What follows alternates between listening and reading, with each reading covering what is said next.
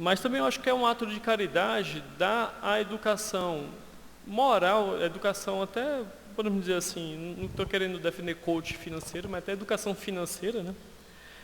Que é o que está dizendo aqui, que a pessoa entrou na miséria por conta própria.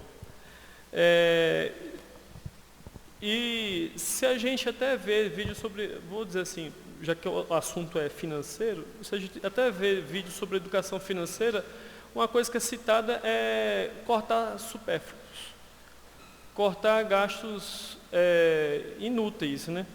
Aí isso aí é uma coisa que linka muito com educação moral. Se a gente para pensar, não vou gastar dinheiro com tal coisa que isso aqui não é necessário para mim. Se eu for mais humilde e simples, e gastar com o necessário, talvez não caia nessa miséria que é dito aqui na questão, tá? Na resposta, pede para olhar o item 685. Tá? No item 685,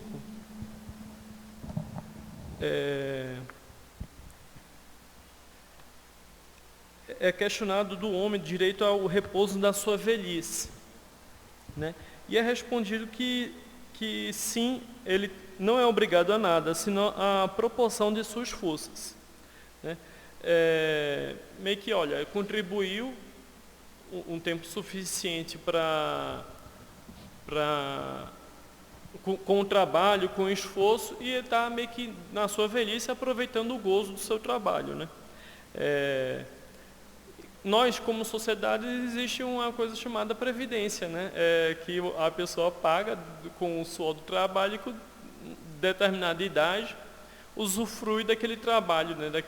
Daquele dinheiro que depositou para a previdência, né? Não só aquela pessoa, mas todos o fazem como sociedade. A gente paga isso para que quando estiver não apto a mais a trabalhar ou a não ter condições, a sociedade nos acolher, né?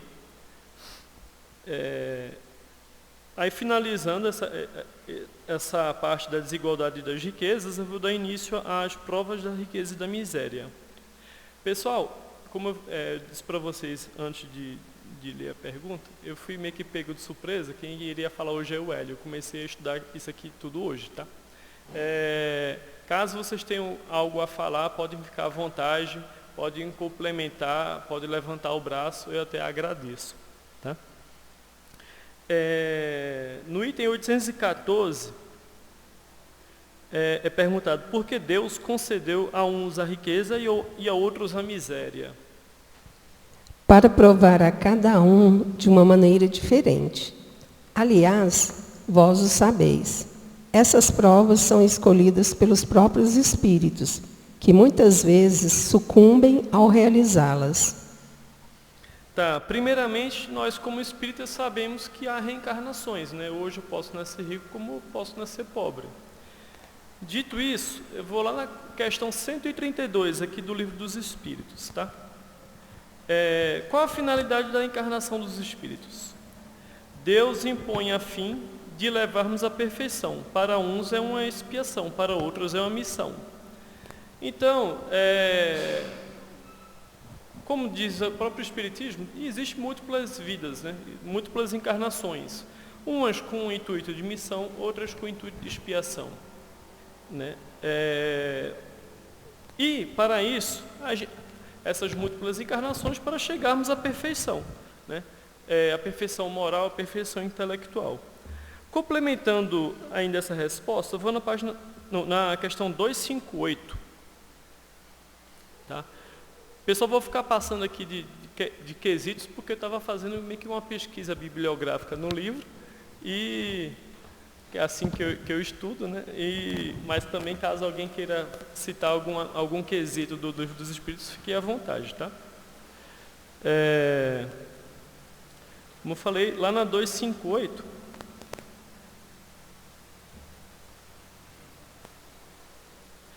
no estado que ele cita aqui, ó, essas provas são escolhidas pelo próprio espírito, né? Aí, na 258 é perguntado o seguinte: no estado errante, antes, no estado errante, antes de reencarnar, né? Ou nessa transição entre desencarnado e encarnado. Antes da nova existência corpórea, o espírito tem consciência e previsão do que ele vai acontecer durante a vida? A resposta dos espíritos é: ele mesmo escolhe o gênero de provas que deseja sofrer. Nisto consiste o seu livre-arbítrio. Então, olha, eu nasci miserável hoje. Foi uma escolha minha. Lógico que há o livre-arbítrio, né? Olha, eu nasci com a prova da riqueza. Talvez tenha sido também uma escolha minha. Tá? Também junto com a 258, tem que é perguntado: o espírito, nas provas que deve sofrer para chegar à perfeição, terá que experimentar todos os gêneros das tentações? Deverá passar por todas as circunstâncias que possam provocar-lhe o orgulho, o ciúme, a avareza e a sensualidade, etc.?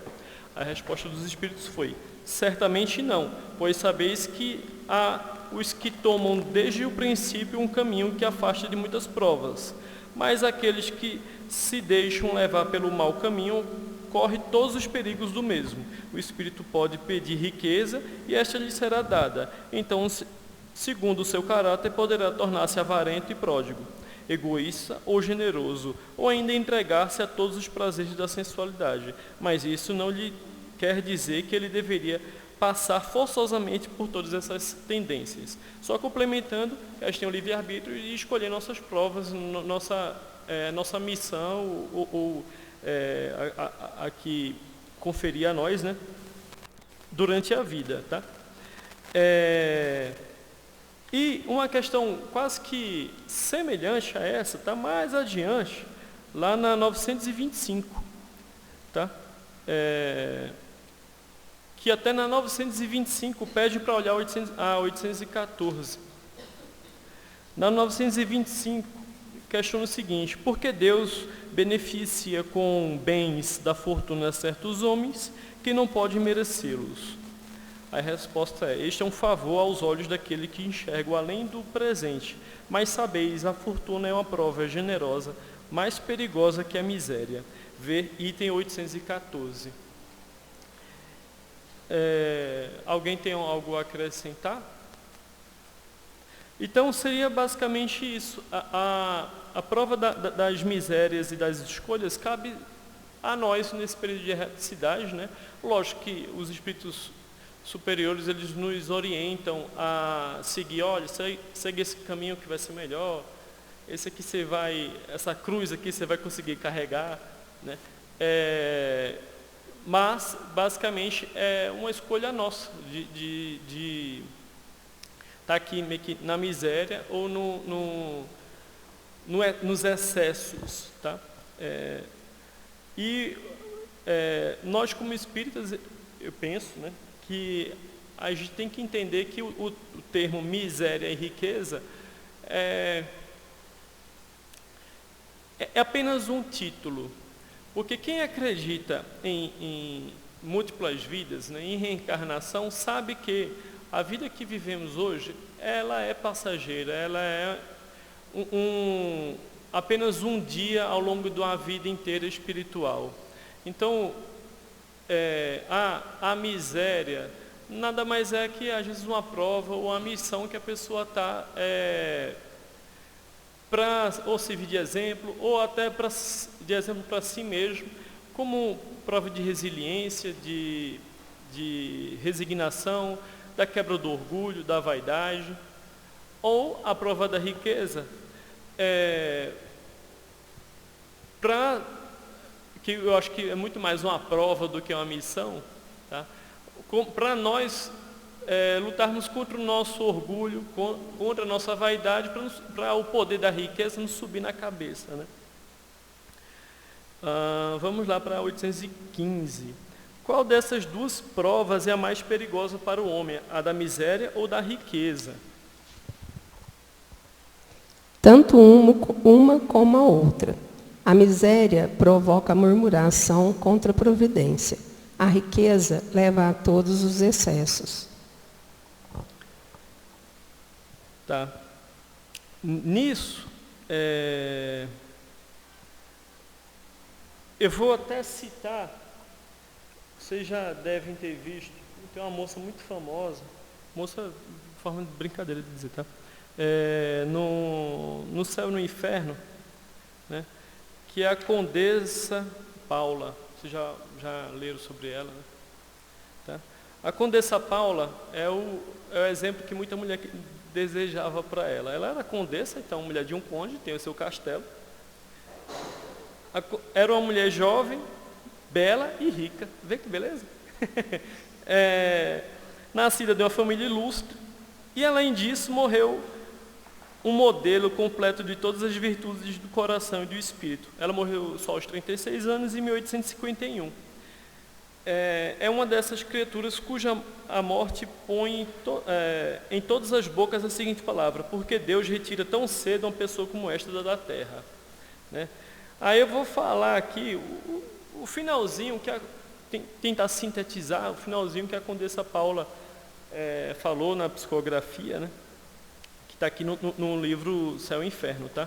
Caso alguém queira pesquisar mais tarde, na segunda parte, no capítulo 2, Espíritos Felizes.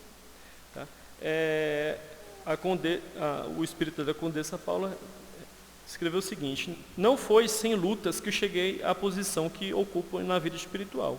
Sabeis que minha última existência, por mais meritória que te pareça, não seria suficiente para isso. Durante muitas experiências passei pelas provas do trabalho e da miséria, que voluntariamente escolhera para fortificar e depurar minha alma. Isso é a Condessa Paula falando. Eu concordo com ela, acho que a prova da miséria deve ser mais fácil que da riqueza. Tá? Eu não sou muito de dizer meu ponto de vista, mas é meu ponto de vista. Tive a felicidade de sair vitoriosa dessas provas, mas restava ainda uma a enfrentar, a mais perigosa de todas, a da fortuna, a do bem-estar material, de um bem-estar sem mistura de amarguras. Nela estava o perigo. Antes de tentá-la, desejei sentir-me suficientemente forte para não sucumbir. Deus levou em conta a minha boa intenção e me concedeu graça de me amparar. Muitos espíritos seduzidos pelas aparências se precipitam na escolha e que desgraça, demasiados fracos para enfrentar o perigo e as seduções, triunfam sobre a sua inexperiência. Ela até fala, né, dito nesse trecho que ela era uma pessoa muito generosa, não só para quem pedia ajuda a ela, mas até para os seus servos, né? Ela era condessa, isso em 1851, ela tinha gente que servia ela, desde passar a roupa a servir a comida, né? E ela era sempre regrada para sobrar dinheiro e dar aos mais desafortunados, né? Aí, como eu falei, fazendo jus à palavra da Condessa Paula, eu acho que a prova da riqueza, a tentação é muito maior do que a prova da miséria, né? Alguém tem algo a comentar? Fica à vontade. Oi, Joelma.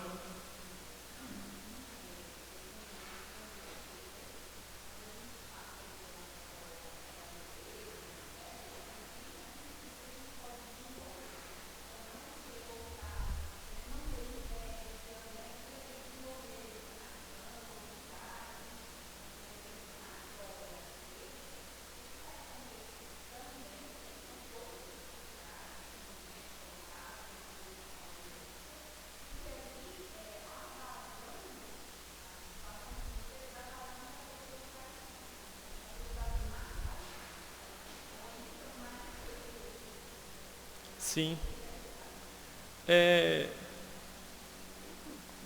Vou falar a questão financeira porque está sendo dito aqui, né? Não até alimentando o coach financeiro, mas o seguinte: eu ouvi uma vez a pessoa dizendo assim: olha, quando você chega nos seus primeiros 10 mil, você tem mais controle sobre o dinheiro. Você parar para pensar, até quando tem, como você falou, a riqueza, a pessoa tem aquela escolha: eu vou comprar isso. Será que eu compro? A pessoa ainda tem a liberdade de comprar ou não algo que às vezes nem é necessário. Porque quando é necessário mesmo, a pessoa quando está na miséria fala: eu tenho que comprar isso, e às vezes falta dinheiro. Né? Aí vem a questão da inveja, como a senhora falou. Nossa, fulano aqui tem condição de comprar, eu não tenho, mas aí vem a questão do não se revoltar, da resignação, né? E o outro é muito mais simples, quando você vê, você fez, né? Na prova da riqueza, quando você vê, você fez. Nossa, eu nem deveria ter feito isso, eu fiz, né? Tá? Continuando aqui, a 816. Tá? Se o rico sofre mais tentações, não dispõe também de mais meios para fazer o bem? É justamente o que nem sempre faz. Torna-se egoísta, orgulhoso e insaciável. Suas necessidades aumentam com a fortuna e julga não ter o bastante para si mesmo. É isso que a gente está, como eu já falei, isso que a gente está conversando, né, desde o início. Mas aí é questionado, né, o que seria o mais fácil, né, da prova da riqueza ou da miséria. Tem uma nota de Kardec que ele até pede para ler o item 266. Nele está dizendo o seguinte: não parece natural que os espíritos escolham as provas menos penosas? E até para a surpresa nossa, né, a resposta é o seguinte: para vós, sim, mas para os espíritos, não. Vamos parar até para pensar. Eu estou querendo evoluir, eu estou como um espírito, minha mente está não está com bloqueio da carne aqui, está assim no mundo espiritual, que é o mundo verdadeiro, né?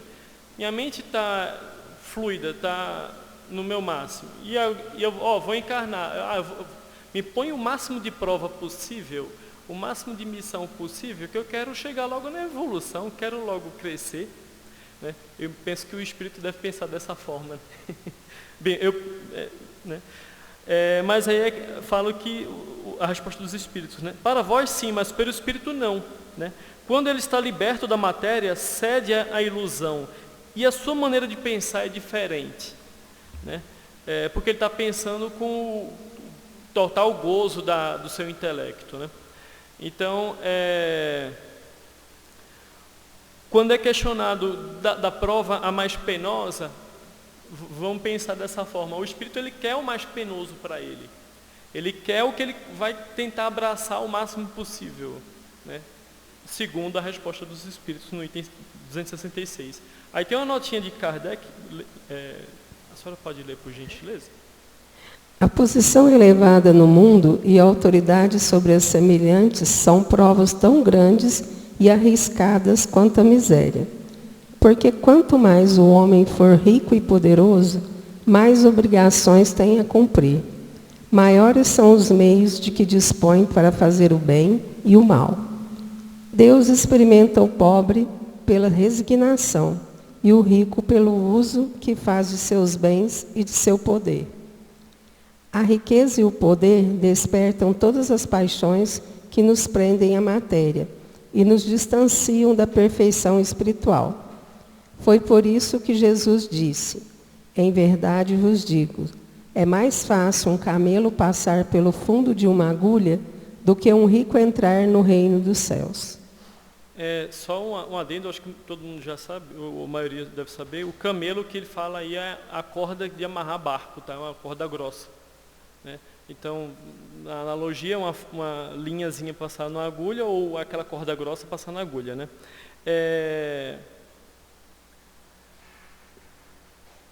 O contraponto, às vezes, se para pensar o pé da letra, até dessa passagem bíblica, né? É que o seguinte, a prova está aqui, a Condessa de Paula, né? Que ela era uma pessoa rica, mas era uma pessoa simples, né? Humilde. Penso que, no que fala do rico não entrar no reino dos céus, seria aquela pessoa que não soube aproveitar ou não soube fazer o uso da sua riqueza, e sim apenas para o seu bem próprio, da sua família e dos seus entes, né? E não pensando na sociedade, no coletivo.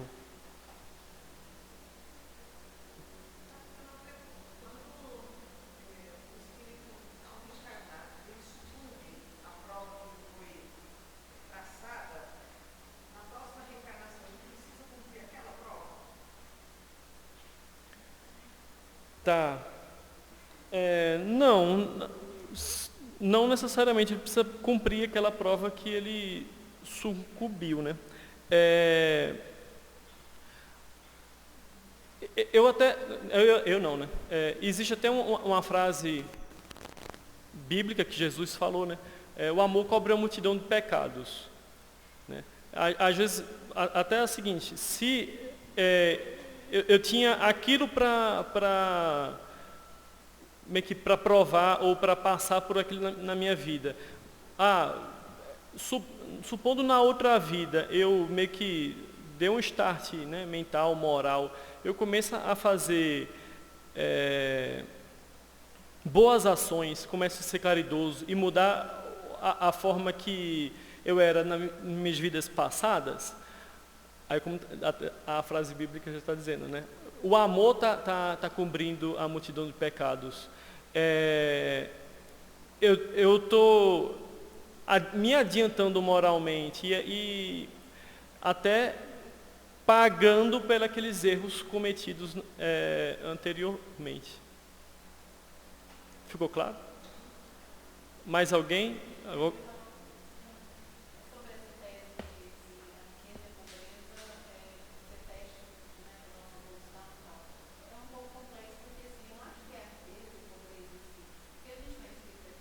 Sim. Uhum.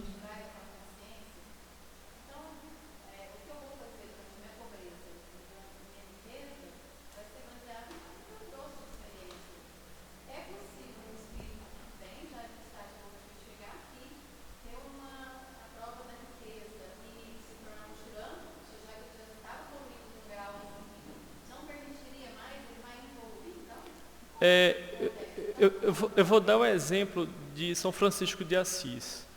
O pai de São Francisco de Assis era o homem mais rico de Assis, que era uma das cidades mais ricas da Itália. Ele tinha uma evolução espiritual muito grande. O que ele fez com a riqueza do pai? Nada. Ele falou que não queria nada. Ele saiu nu, literalmente nu. Deram um saco de arroz, de batata, sei lá, de grãos para ele se vestir. Quando o espírito tem um equilíbrio, uma evolução espiritual muito grande, ele não vai ser um tirano, né? Só é um tirano aquele que não tem ainda um equilíbrio moral, não tem uma evolução espiritual ainda. Aí você fala, então por que existem tiranos? Aí entra questões anteriores do livro dos Espíritos, que até fala da lei da destruição, né? Da lei da sociedade, que ainda vivemos num mundo de prova e expiação, então ainda há esses desequilíbrios. Eu entendo o que você fala, eu acho que muitos aqui que frequentam o semeador têm uma condição financeira satisfatória. Não estou dizendo que o Espiritismo não está dizendo que está todo mundo condenado a não ir para os céus, mas o seguinte, é o que você faz com o que você tem. O que eu ganhei em vida eu usei só para mim, ou eu ajudei a outra pessoa, nem que seja, não precisa ser financeiramente, mas um sorriso, um abraço, uma palavra amiga, né? Porque a caridade não é só o dar esmolas, né? A caridade também é uma palavra, é um ato generoso, né? É o amor em ação.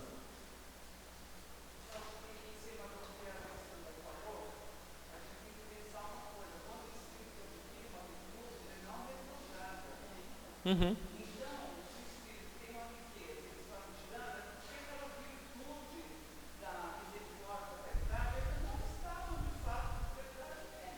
Sim.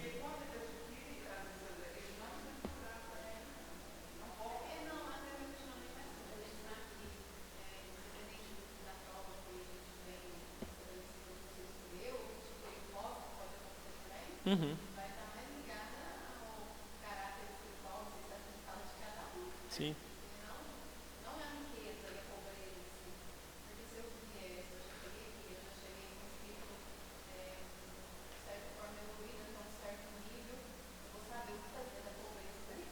Sim.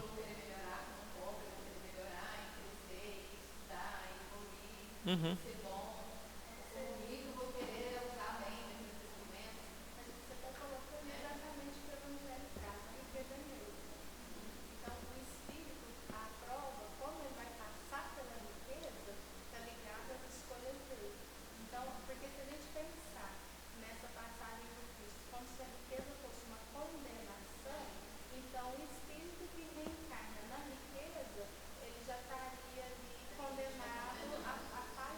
Uhum.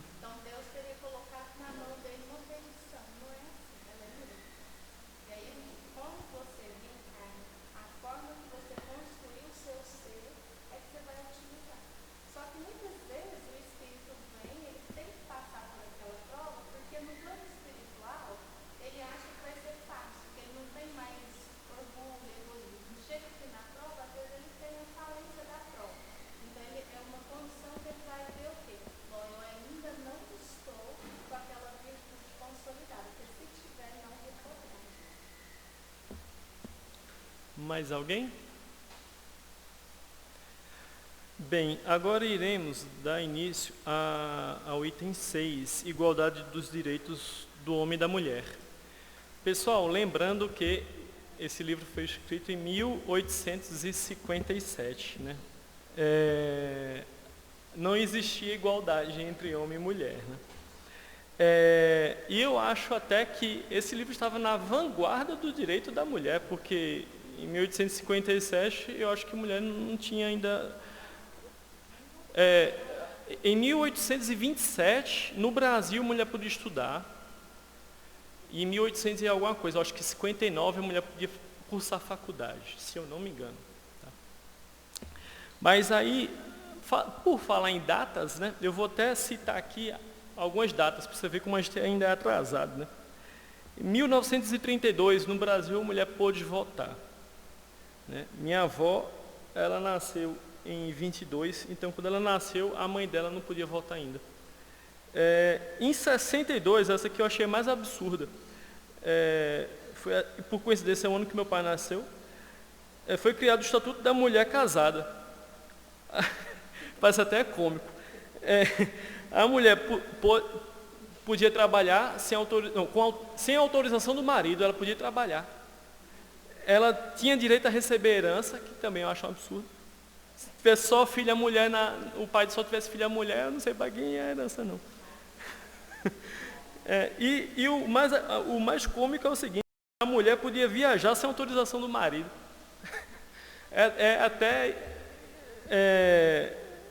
Não sei, não tem nem palavra para dizer, né? Estava deixando de ser propriedade do marido. Em 77, né, a mulher pôde divorciar, porque antes era só o marido, a mulher pôde divorciar. E, infelizmente, só em 2006 houve a lei da Maria da Penha.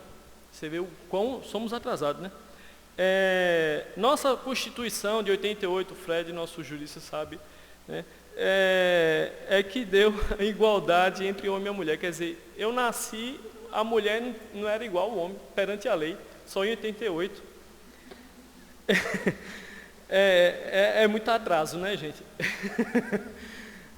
Mas vamos lá. O homem e a mulher são iguais perante a Deus e têm os mesmos direitos? Deus não deu a ambos a inteligência do bem e do mal e a faculdade de progredir? Somos espíritas, sabemos que a gente tem múltiplas vidas, né? Hoje nasci homem, hétero, amanhã posso ser uma mulher e homossexual, né? Até estou citando o hétero e o homo porque estou até indo além do homem e da mulher propriamente dito, né? E o espírito não tem sexo, não tem aptidão sexual, não tem nada, né? Não tem orientação sexual, não tem nada. Então, a gente pode nascer homem, mulher, pobre, rico, né? Preto, branco, tanto faz.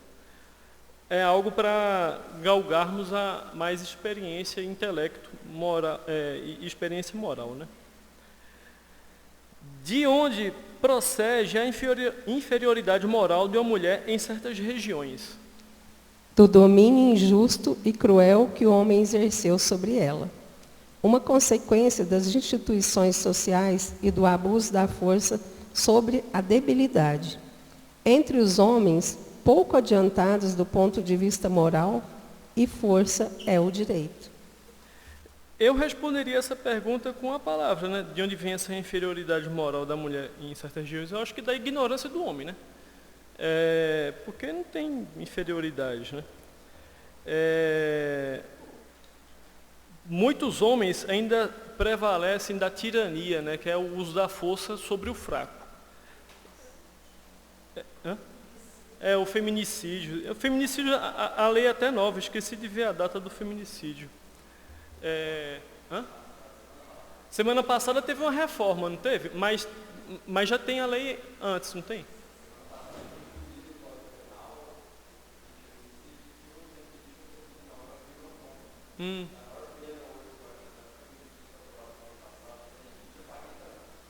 Ó.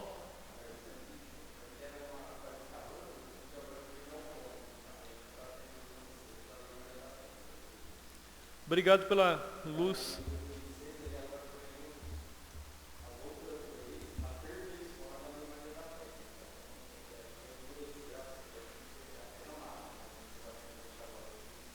Obrigado, Fred, pela luz do conhecimento jurídico. Tá? A outra pergunta: com que fim a mulher é fisicamente mais fraca que o homem? Antes da resposta, eu vou até dizer o seguinte, vamos ver quem é mais fraco, né? Dado atual, 2022, segundo o Instituto Getúlio Vargas, né, FGV, né? São 11,3 milhões de mães solteiras no Brasil. Então, podemos concluir que 55% das famílias brasileiras, das mães brasileiras, né? Quando se fala mãe brasileira, que é menor de idade, tá, pessoal? São solteiras, viúvas ou divorciadas. Né? Ou então, o solteiro, às vezes até, o divorciado é daquele pai que foi comprar um derby e não voltou, né? Aí onde está essa inferioridade, né, da mulher? Será que as mulheres são inferiores ou nós, homens, nós é atrasado moralmente, né? De não ter nem compaixão com o filho e largar a mãe para criá-lo sozinho, né? Aí a resposta dos espíritos. Para lhe assinalar funções particulares. O homem se destina aos trabalhos rudes, por ser mais forte. A mulher aos trabalhos suaves. E ambos a se ajudarem mutuamente nas provas de uma vida cheia de amarguras. Tá. Aqui eu vou até citar o seguinte: para assinalar as funções particulares. Ele quis dizer basicamente a maternidade, né? Do meu ponto de vista, né? E dali em diante, né, do trabalho rude, da mulher do trabalho mais suave, isso com o passar do tempo, até é dito na 822, né, com a emancipação a mulher segue o progresso da civilização. Hoje em dia, tudo está mais automatizado.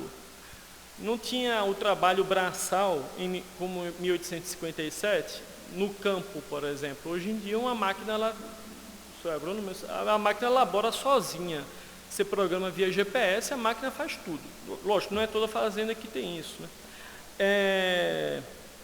Até no campo fabril, o maquinário faz praticamente tudo só, né? Então, com isso, vai mudando conforme a humanidade progride, né? Conforme nós progredimos, vai havendo cada vez menos esse trabalho braçal e mais um trabalho automatizado. Então, não há essa necessidade da divisão de trabalho entre homem e mulher, e sim está cada vez mais igual, né? Eu sou engenheiro de segurança e na minha área, que é a engenharia, a predominância é gritante, muito mais mulher do que homem. Até eu acho que pelo feeling, toque humano, né? Que a segurança do trabalho preza pelo funcionário, preza por uma vida. Eu acho que a mulher é até muito mais forte e sensível a ponto de ter mais compaixão com o funcionário do que o homem. Eu vou ler aqui a última, por causa do tempo. A debilidade física da mulher não coloca naturalmente na dependência do homem? Deus deu força a uns para proteger o fraco e não para o escravizar. Deus apropriou à organização de cada ser as funções que ele deve desempenhar. Se deu menor força física à mulher, deu-lhe ao mesmo tempo maior sensibilidade em relação com a delicadeza das funções materiais e a debilidade dos seres confiados aos seus cuidados.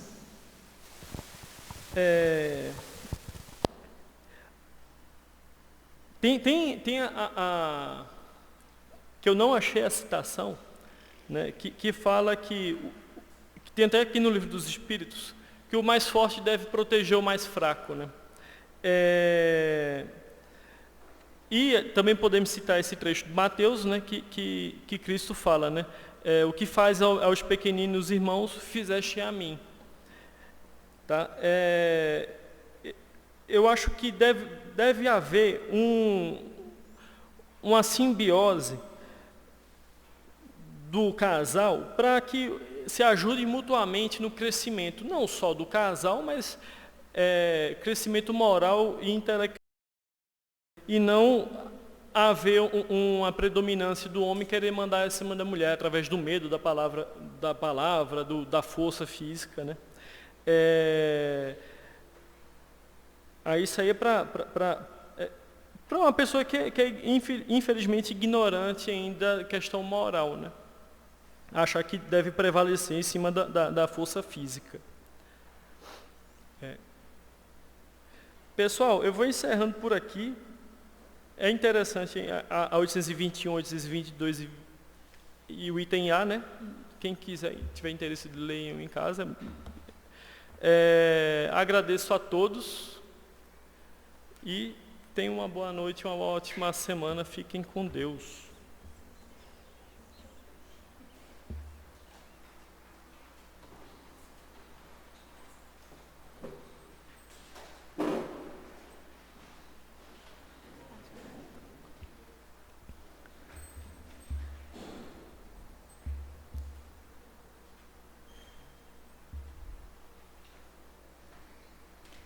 Os passistas estão se dirigindo à sala do passe. Nós vamos lembrar que no sábado que vem, dia 26 de outubro, das 2 às 3h30, a gente tem o Festival do Sorvete.